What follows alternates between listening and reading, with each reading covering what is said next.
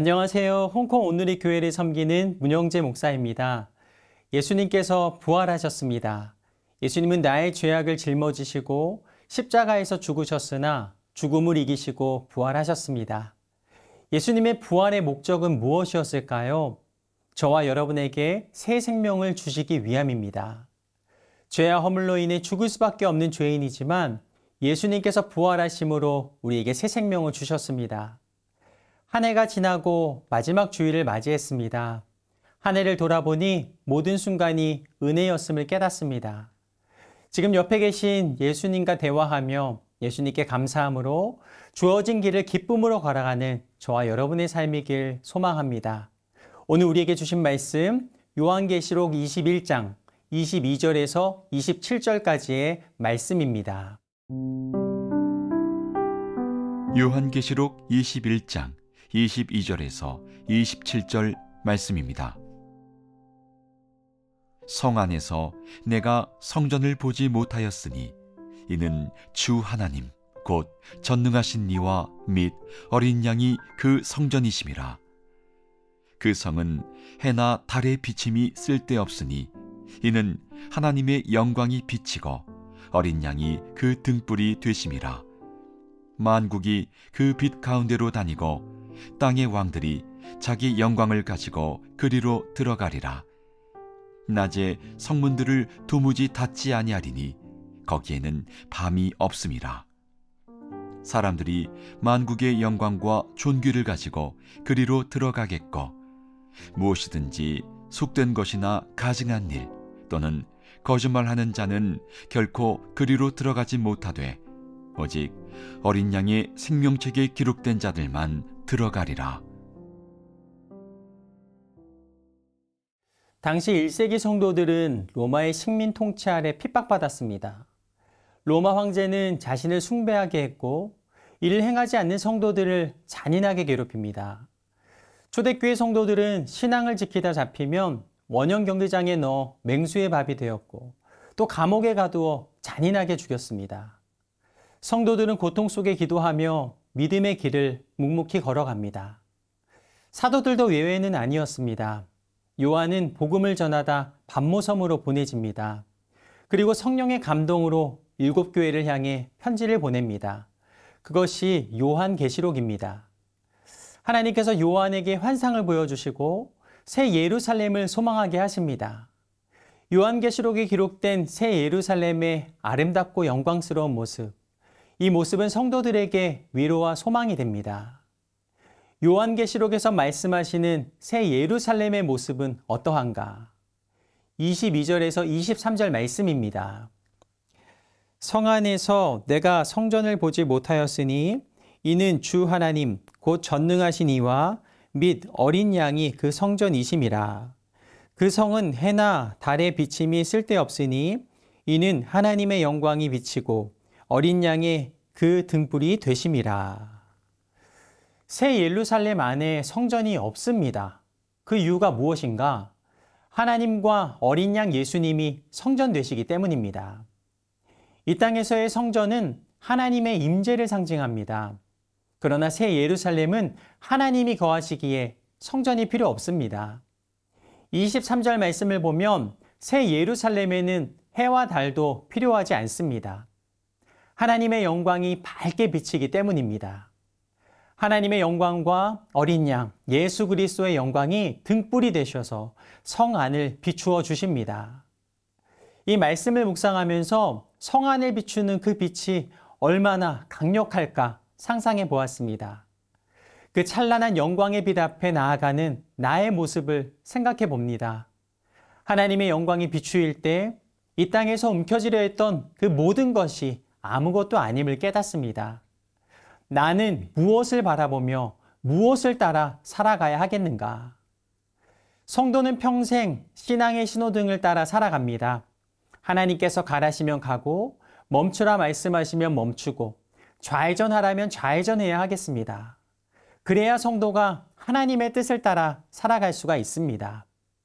새 예루살렘을 바라보며 하나님의 영광과 하나님의 뜻을 향해 나아가며 하나님의 임재 가운데 살아가는 저와 여러분의 삶이길 간절히 소망합니다.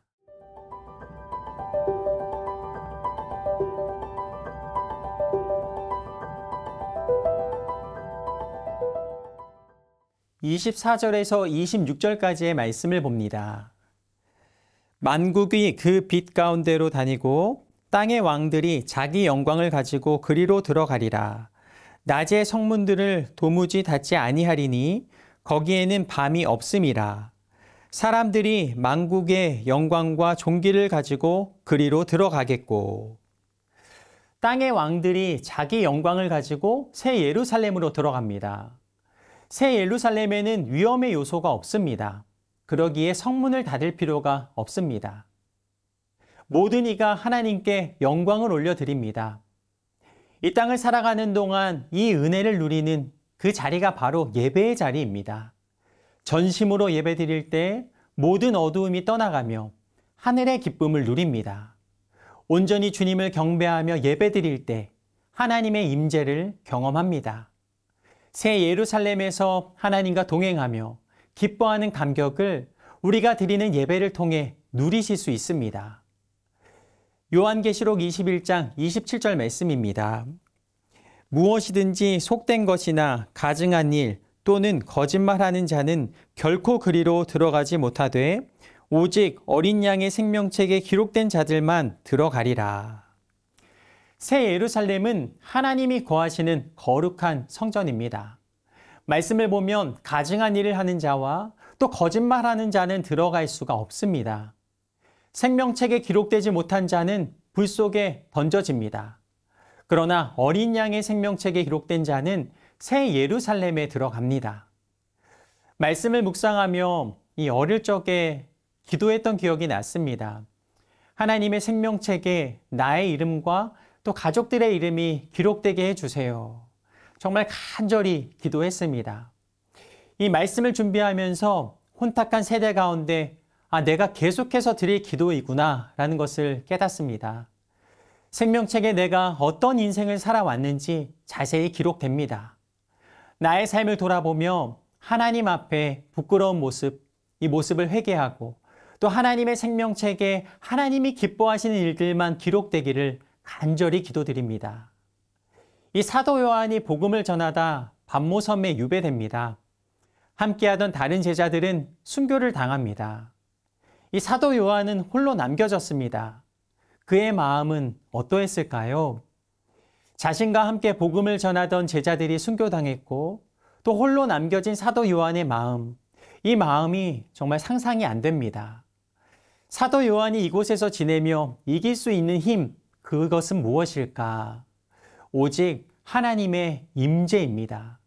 사도 요한이 하나님 앞에 엎드릴 때 성령께서 사도 요한을 이끄십니다. 사도 요한은 성령의 감동을 받아 새 예루살렘을 목격합니다. 요한계시록 2장 말씀을 보면 이 신구약 시대의 예배를 대표하는 24장로가 보좌에 앉으신 하나님 앞에 경배하는 모습을 봅니다. 그 아름다운 새 예루살렘을 꿈꾸며 보게 하시는데요. 요한계시록 4장 10절에서 11절까지의 말씀입니다. 24명의 장로들은 보좌에 앉으신 분 앞에 엎드려 영원토록 사시는 분께 경배하고 자기들의 면류관을 내려놓으며 말했습니다. 주 우리 하나님이시여 영광과 존귀와 능력을 받으시기에 합당하십니다.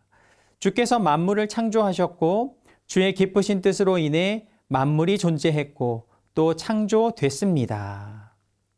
새 예루살렘에 모여 하나님을 경배하며 찬양하는 모습을 봅니다. 너무도 아름다운 모습입니다. 주 우리 하나님이시여 영광과 존귀와 능력을 받으시기에 합당하십니다. 고백합니다. 여기서 합당하십니다는 영어로 worthy, 즉 가치가 있다라는 뜻입니다. 하나님께 영광과 존귀와 능력을 올려드리며 하나님을 경배하는 것, 이것이 가치 있는 것임을 말씀하십니다. 한 해를 돌아봅니다. 나는 삶 속에서 무엇에 가치를 두며 살아왔는가? 하나님을 경배하는 것만큼 인생에 가치 있는 일은 없습니다. 하나님과 동행하는 것만큼 영광스러운 일은 없습니다. 하나님은 새 예루살렘을 예비해 놓으셨습니다. 겸손히 나의 면류관을 내려놓고 나의 이름이 생명책에 기록된 것을 기뻐하며 가치 있는 인생으로 살아가는 저와 여러분의 삶이길 간절히 소망합니다. 오늘 드려지는 모든 예배 가운데 새 예루살렘에서 드려지는 경배와 찬양이 올려드려지시길 축복합니다.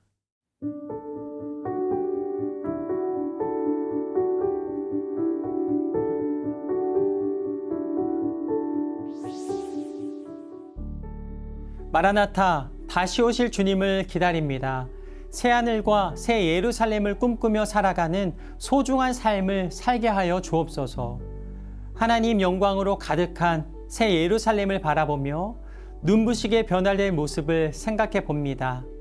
하나님을 온전히 모시고 빛 가운데 행하며 그 빛을 드러내는 삶을 살게 하여 주옵소서. 어린 양의 생명책에 제 이름이 기록된 것에 감격하며 진리의 말씀을 따라 살아가게 하옵소서. 다시 오실 예수님 이름으로 기도드립니다. 아멘.